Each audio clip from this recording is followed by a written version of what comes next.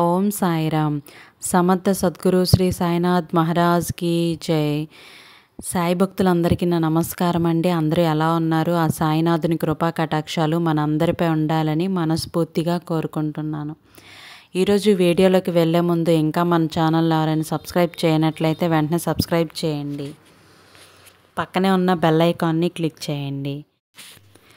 బాబాగారు బోధనలు మత సరిహద్దులను దాటి ఉద్యోగ అన్వేషణతో సహా జీవితంలోని అన్ని అంశాలకు విలువైన పాఠాలను అందించారు. ప్రేమ, కరుణ, అలాగే భక్తిలో పాతుకుపోయిన అతని జీవితం, అలాగే అద్భుతాలు వారి వ్యక్తిగత మరియు వృత్తిపరమైన ప్రయాణాలలో మార్గదర్శకత్వం కోరుకునే వారికి ప్రేరణగా ఉండేవారు. బాబాగారి యొక్క జ్ఞానం ఉద్యోగం కనుగొనే మార్గంలో మీకు ఖచ్చితంగా మంచి అదృష్ట శక్తి అనేది వస్తుంది అని బాబాగారు తెలియజేశారు. బాబాగారు విశ్వాసం, సహనం ఎప్పుడు కోల్పోకుండా ఉండమని చెప్తూ ఉండేవారు. బాబాగారి జీవితం, ఆయన బోధనలు, ఆధ్యాత్మిక గురువు, ఫకీరు అయిన బాబా జీవితంలో విశ్వాసం, శ్రద్ధ అనేది ఖచ్చితంగా ప్రాముఖ్యత స్థిరంగా నొక్కి చెప్పేవారు. ఆయన అనుచరులు ఎల్లప్పుడూ ఈ ప్రక్రియను విశ్వసించమని ప్రోత్సహిస్తూ ఉండేవారు. అలాగే బాబాగారు దైవిక ఆశీర్వాదాలు వారిని వారి సరైన మార్గంలో నడిపిస్తాయని నమ్మేవారు. అలాగే బాబాగారు ఉద్యోగ అన్వేషణ సవాలుగా ఉంటుంది. దీనికి తరచుగా పట్టుదల, అలాగే స్థితిస్థాపకత అవసరమని చెప్తూ ఉండేవారు. పనులు కష్టంగా అనిపించిన మీపై ప్రక్రియలో విశ్వాసం ఉంచాలని బాబాగారి బోధనలు గుర్తు చేస్తూ ఉండేవి. ఓర్పు అనేది చాలా ముఖ్యం. సరైన సమయంలో సరైన అవకాశం వస్తుందని నమ్మండి. మీరు కోరుకున్నదంతా కూడా వేగంగా పనులు ముందుకు సాగకపోతే మనోధైర్యాన్ని ఎప్పుడూ కోల్పోవద్దు. నిస్వార్థ సేవకి బాబాగారు పెట్టింది పేరు. ప్రతిఫలం ఆశించకుండా ప్రజలకు సహాయం చేసి దాతృత్వం, సేవ, ఇతరుల పట్ల కరుణతో కూడిన జీవితాన్ని గడపాలని తన అనుచరుల్ని ఎప్పుడూ కోరుతూ ఉండేవారు. ఉద్యోగ శోధనకు అనువర్తనం ఎప్పుడూ కూడా మీ సమయం, నైపుణ్యాలు లేదా జ్ఞానాన్ని స్వచ్ఛందంగా అందించటం మీకు అనుభవాన్ని పొందటానికి, అలాగే కనెక్షన్ని నిర్మించడానికి ఉపయోగపడుతూ ఉంటుంది.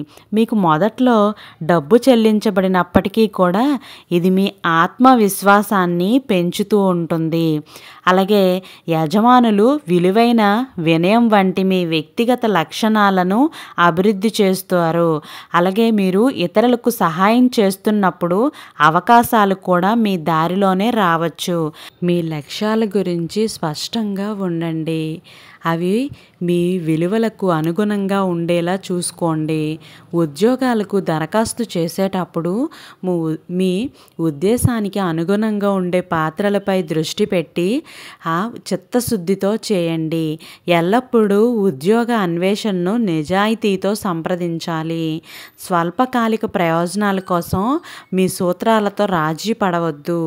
ఎప్పుడూ కూడా నీకున్న తెలివితేటలతోనే నువ్వు ముందుకు వెళ్ళాలి. దైవ సంకల్పానికి లొంగిపోవటం. బాబాగారు మనకెప్పుడు దైవ ప్రణాళిక ఎల్లప్పుడూ ఉత్తమమైనదని నమ్మి భగవంతుని చిత్తానికి లొంగిపోవాలని బాబాగారు తరచూ తన అనుచరులతో గుర్తు చేసేవారు. నేను ఇక్కడ ఉన్నప్పుడు భయం ఎందుకు అంటే దైవం మీద నమ్మకం ఉంటే భయపడాల్సిన పని లేదు అని. ఉద్యోగం మార్కెట్ యొక్క అనిశ్చితి, ఒత్తిడితో కూడుకున్నది. కానీ మీరు అధిక ఆందోళనను విడిచిపెట్టడం ద్వారా శాంతిని కనుక్కోవచ్చు. బాబాగారు లేదా ఉన్నత శక్తి మిమ్మల్ని సరైన అవకాశం వైపే నడిపిస్తుందని నమ్మండి.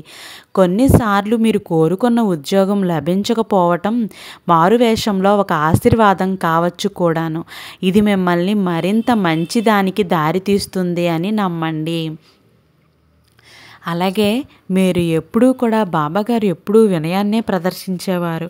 ఇతరుల కన్నా తనను తాను ఉన్నతంగా ఉంచుకోలేదు. అత్యంత క్లిష్ట పరిస్థితుల్లో కూడా ప్రతి దానికి కృతజ్ఞత తెలపాలని ఆయన తన అనుచరులను ప్రోత్సహిస్తూ ఉండేవారు. అలాగే ఉద్యోగంలో ఇంటర్వ్యూ అయినా, వ్యక్తిగత ఎదుగుదలకు అవకాశమైన ప్రయాణంలో అడుగు అడుగున కృతజ్ఞతగా ఉండండి. కృతజ్ఞత మరింత ఆశీర్వాదాలను అలాగే సానుకూల ఫలితాలకు తలుపులు కూడా తెరుస్తుంది. మీ విధానంలో వినయాన్ని సంభావ్య యజమానులు కూడా గమనిస్తారు. దీనివల్ల మీరు విజయం సాధించే అవకాశం కూడా చాలా ఎక్కువగా ఉంటుంది. మీరు చేసే పని పట్ల భక్తి, అంకిత భావంతో కలిగి ఉండండి. బాబాగారు ఇతరులకు సేవ చేయాలనే తన కర్తవ్యానికి అంకితమవుతూ ఉండేవారు. ఆయన రోగులను స్వస్థపరుస్తున్నారా, పాఠాలను బోధిస్తున్నారా, అద్భుతాలు చేస్తున్నారా అనే విషయంలో ఆయనకున్న భక్తి స్పష్టంగా కనిపించింది. ఈ భక్తి ఒక వ్యక్తి పనిని ఎలా ఎదుర్కోవాలో గుర్తు చేస్తుంది. అది ఆధ్యాత్మికతమైనదైనా భౌతికమైనదైనా సరే. మీ శోధనలో శ్రద్ధ అలాగే అంకిత భావం అనేది ఉండాలి. మీ రెజ్యూమ్ను సిద్ధం చేయటానికి, మీ ఇంటర్వ్యూ నైపుణ్యాలను మెరుగుపరచడానికి, అలాగే ఉద్యోగాలకు దరఖాస్తు చేయటానికి సమయం కేటాయించండి. మిమ్మల్ని మీరు మెరుగుపరుచుకోవడానికి, అలాగే మీ లక్ష్యాలపై దృష్టి పెట్టడానికి చురుకైన చర్యలు తీసుకోవటం ద్వారా మీ నిబద్ధతను చూపించండి. మీ పని నైతికత పట్ల అంకిత భావం మీరు ట్రాక్లో ఉండటానికి సహాయపడుతూ ఉంటుంది. ఖచ్చితంగా ఇవన్నీ కూడా పాటించినట్లయితే ఉద్యోగం వచ్చే అవకాశం ఎక్కువగా ఉంటుంది. మీరు చేసే ప్రయత్నాన్ని ఎప్పుడూ విశ్వసించండి. ప్రశాంతంగా ఉండండి. మీరు బాబా జీవితం సవాళ్ళతో నిండినప్పటికీ ఆయన ప్రశాంతతను, దైవ ప్రణాళికపై నమ్మకాన్ని కోల్పోలేదు.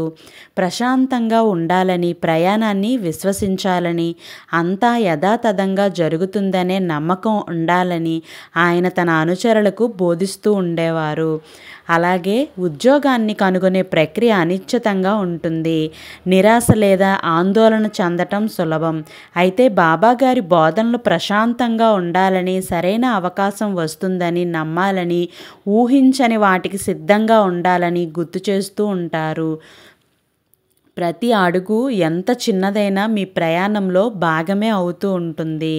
అలాగే ప్రార్థన, ధ్యానం, జపంతో సహా అన్ని క్రమం తప్పకుండా ఆధ్యాత్మికత బాగా పాటించినట్లయితే బాబాగారు ఎప్పుడు నొక్కి చెప్తూ ఉండేవారు. ఆయన అనుచరులను సాయిరామ్ వంటి ప్రార్థనలు పాటించాలని, అలాగే దైవంతో అనుసంధానం కావాలని, కర్మలలో పాల్గొనమని ప్రోత్సహిస్తూ ఉండేవారు. ఉద్యోగం గురించి ప్రయత్నం చేస్తున్నప్పుడు మీ మనస్సును శాంతపరచడానికి, అలాగే స్పష్టతను ఆహ్వానించటానికి రోజువారీ ప్రార్థన లేదా ధ్యానంలో పాల్గొనండి. బాబా నామాన్ని జపించటం, మీతో ప్రతిధ్వనించే ఇతర ప్రార్థనలు, అలాగే మీరు ఏకాగ్రత స్థిరంగా ఉండటానికి సహాయపడుతూ ఉంటుంది. ఆధ్యాత్మిక అభ్యాసాలు ఆందోళన తగ్గించడానికి కూడా అవకాశాలు చాలా ఎక్కువగా ఉంటాయి. స్వీకరించేలా చేయటానికి కూడా ఇది ఎంతో సహాయపడుతూ ఉంటుంది. మీరు బాబాగారి ఆలయాన్ని సందర్శించండి. వీలైతే బాబాగారి ఆలయాన్ని, ముఖ్యంగా షిరిడీలోని ఆలయాన్ని సందర్శించండి. మీ ఉద్యోగ అన్వేషణపై మార్గదర్శకత్వం, అలాగే ఆశీర్వాదాల కోసం మనస్ఫూర్తిగా ప్రార్థించండి. బాబాగారి హారతిని పఠించండి. బాబా హారతి జపించటం, అలాగే ఆయన భక్తి గ్రంథాలు చదవటం వల్ల ఆయన ఆశీస్సులు పొందవచ్చు. సాయిబాబా హారతి అనేది ఒక శక్తివంతమైన ప్రార్థన. ఇది మీ శోధన సమయంలో సాయిబాబా ఉనికిని, అలాగే మద్దతును అనుభూతి చెందడానికి మీకు సహాయపడుతూ ఉంటుంది. భక్తిని సమర్పించండి. తన ప్రతిమ లేదా విగ్రహం ముందు దీపం లేదా ధూపం వెలిగించి మీ భక్తిని సమర్పించండి. సరైన ఉద్యోగం పొందటానికి ఆశీర్వాదం కోరండి. బాబాగారి మార్గదర్శకత్వం, అలాగే రక్షణకు మీ కృతజ్ఞతలను తెలియచేయండి. బాబాగారు ఉదాహరణ అనుసరించి అవసరమైన వారికి సహాయం చేయటం అలాగే దాతృత్వానికి విరాళం ఇవ్వటం వంటి దయతో కూడిన చర్యలలో పాల్గొనండి. నిస్వార్థ సేవా కార్యక్రమాలు ఆశీస్సులు పొందుతాయి. సాయిరామ్ అనే జపాన్ని పఠించటంలో బాబాగారి పేరుని ధ్యానించటం వల్ల సానుకూల శాంతియుత వాతావరణం ఏర్పడుతుంది. మీ లక్ష్యాలపై స్పష్టతతో దృష్టి పెట్టడానికి మీకు సహాయపడుతూ ఉంటుంది. ఓం సాయిరామ్. ఈరోజు వీడియో మీకు నచ్చినట్లయితే లైక్, షేర్, సబ్స్క్రైబ్ చేయండి. అలాగే రేపటి వీడియోతో మళ్ళీ కలుద్దాం. సర్వే జన సుఖినో భవంతు. ఉద్యోగం గురించి ఆలోచిస్తున్న ప్రతి ఒక్కరికి కూడా ఆ బాబాగారి ఆశీర్వాదాలు తప్పకుండా ఉంటాయండి.